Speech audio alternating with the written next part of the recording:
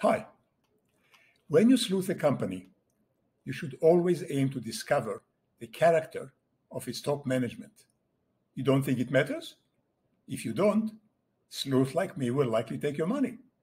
Because often, the most important information of a company is not in the numbers, it's in the character of its top people. Like what information? Here are two examples of how two different business titans went about enticing a CEO to join them. Both men are very much admired, and rightfully so, but one of them undermined his company and himself because of his lousy character, and he paid for it. So did his shareholders for a while. However, there was a clue that gave Sleuth a hint of what was to come. If you analyzed the numbers of these companies and the business, you'd have missed this clue. But if you sleuthed the men properly, you'd have been warned. Who are these two? Steve Jobs and Warren Buffett. Here first is Steve Jobs' case. When Jobs tried to convince John Sculley, who was then CEO of Pepsi-Cola, to leave Pepsi and become Apple CEO, Sculley kept resisting. He had a good job.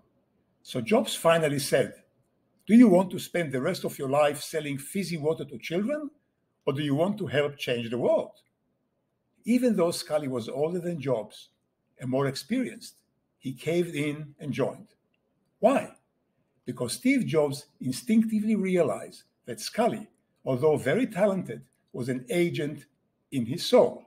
An agent is a person without a vision of his own, whose job is to realize the vision of others for both pay and approval. So Jobs used what in rhetoric is called a high-level argument from principle rather than argument from utility. That is, Jobs did not try to offer Sculley more money or shares. This would come later in the negotiations. Instead, Jobs went for the argument from principle. Changing the world to the better is more worthwhile and honorary for a man to spend his life on than selling fizzy water to children, which sounds almost contemptible. Sculley, of course, might have said, making a few more millions a year and having a key to the executive washroom of a Fortune 500 company is more important to me than changing the world. But this would have tagged him as a crass and inferior human being. Or he may have said, selling home computers will not change the world. But this would have landed him right into Jobs' hands, because Jobs could then launch into his pitch of how home computers will change the world, as indeed they have. Sounds clever and nifty? Well, yes, but there are two bad costs to the above method of persuasion used by Jobs. The first cause, it is immoral. Sure, Jobs' argument was effective, but it was also insidious, because when Jobs denigrated Sculley's entire career with a single poisonous question, he effectively said, "Your entire life has been contemptible, so your entire achievement does not impress me in the least, because at the bottom, all you are is a fancy sugar water salesman, and for children to boot. So you don't have my respect. If you want it, come help me change the world under my vision. Then maybe I'll respect you." Why did this work? As I said, it worked because Jobs touched by instinct on the sorest point of all agents. They strive to get someone else's respect and approval. So although Sculley was a talented leader, his soul was that of an agent who serves the vision of others, and so identify him as craving acceptance and respect, which is the one thing that Jobs withheld and denied him, unless Sculley joined. Jobs, on the other hand, was a visionary principal and was only trying to impress himself by fulfilling his own vision. But as was clear, he had no problem in denigrating others while doing so.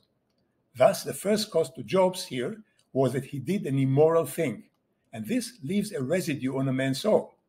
But the second cost was worse from shareholders' point of view, because Jobs' poisoned question would soon boomerang onto Jobs himself, although it was in the future and he didn't know it yet. Because from that moment on, it was clear that after Sculley had gotten Jobs' approval, he would try to undermine him and, metaphorically, kill him, that is, get him fired, just to get even, which is exactly what Sculley did a few years later and nearly ruined Apple in the process. If you had sleuthed Apple at the time as a company and had gossiped with its employees, you would have realized all this once you learned of it, and so could foresee the coming debacle when Scully did get Jobs fired and Apple almost went under before the board called Jobs back. And all because of Jobs' lousy character, which you could never see, only in the numbers. Now let's see how Warren Buffett handled recruiting. A Wall Street analyst once asked Buffett, with the proliferation of private equity, that is buyout firms, what can Berkshire Hathaway, Buffett's company, offer to a proposed acquisition's owner more than others can, beside a higher price? So won't this increasing competition detract from Berkshire's future prospects, because it would have to pay more for future companies it wanted to buy? That was a good question. Buffett's answer was this.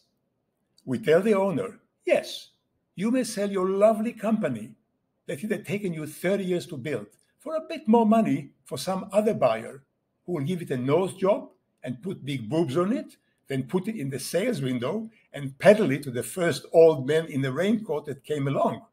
Or you can sell your beloved company to us and we'll treat it with respect, then put it in the Berkshire Museum for all future generations to behold and admire.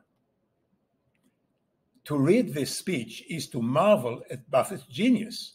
It is close to Jobs' words to Scully, but without the poisonous edge.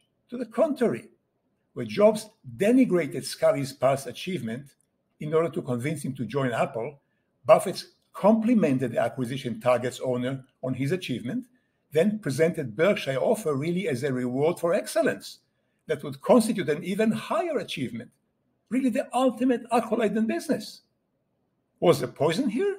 Not really, or rather perhaps some.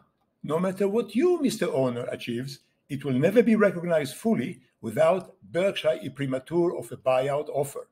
So yes, leavened with humor, it does not denigrate the seller's life work, only his desire to sell his innocent corporate daughter for merely a bit more money. How is that for negotiating skills? It is really close to Tom Sawyer's achievement when he convinced his buddies that it's not a chore to paint his aunt's fence, but really an honor for which they should pay him, rather than the other way around. This was proven, by the way, later in the low price Buffett paid for the Israeli machine tool maker Iskar. The price paid was extremely reasonable, as the owner himself admitted. How did Buffett do it?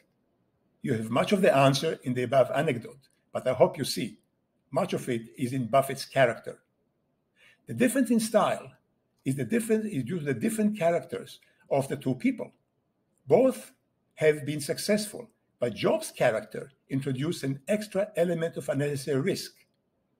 So if you get into the habit of trying to decipher the character of a company's top people, you too can see potential future trouble that investors looking only at numbers will always miss. In effect, you may say that investors who only look at numbers see the world in black and white, while sleuths see it in all its human color and see all the nuances that the colorblind miss. And then, of course, you, the sleuth, can take the colorblind's money. That's all for today. Please let me know in a comment below what you think of the above. Give it a like. Subscribe to the channel. Tell all your friends so they'll subscribe too. I'll see you next time. And meantime, thank you very much for watching.